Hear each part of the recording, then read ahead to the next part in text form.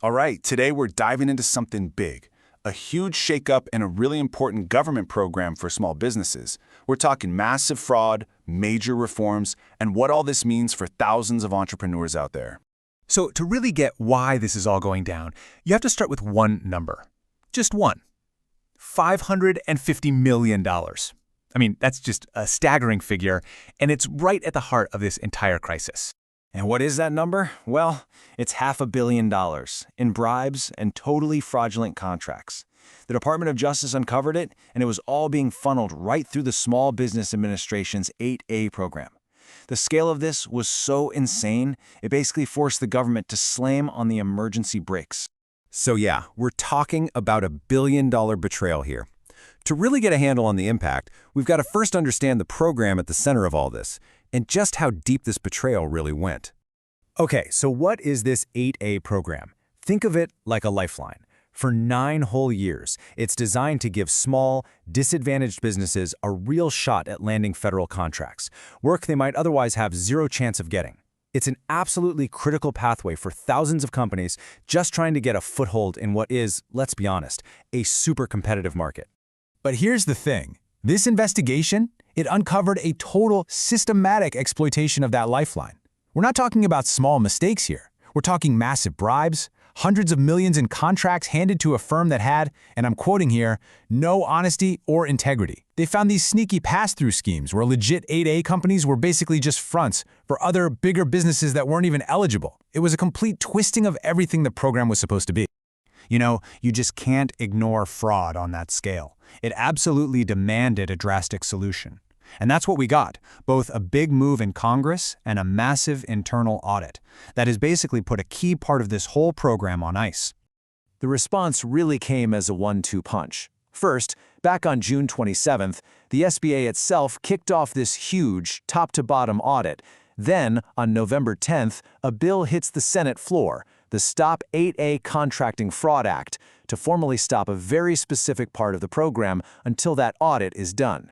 Okay, so this is super important to understand. The entire 8A program is not dead, not at all. The competitive stuff, where multiple 8A firms all bid on the same job, that's still going. If you have an existing contract, you're fine. But, and this is the big but, the ability to give a new contract to just one company without any competition, that's what they call a sole source award, that is completely frozen, paused, halted. So what does this new reality look like? I mean, what does this sudden freeze actually mean for the thousands of businesses that literally built their growth plans around these sole source contracts? Well, the consequences are immediate and they are significant.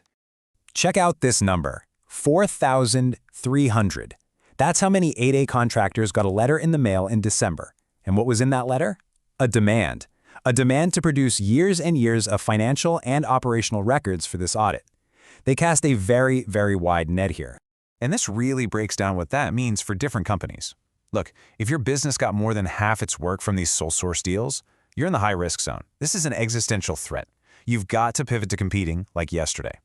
But if you had a more balanced portfolio, it's a moderate risk. You have to adjust for sure. And if you're a company with really diverse revenue streams, well, for you, this might actually be an opportunity to grab some market share while your competitors are scrambling. Okay, so the short term is messy. It's challenging for sure. But what about the long game? Could this actually lead to a stronger program down the road? Well, believe it or not, the long-term outlook might be surprisingly optimistic. This painful process could be exactly what's needed to create a healthier program.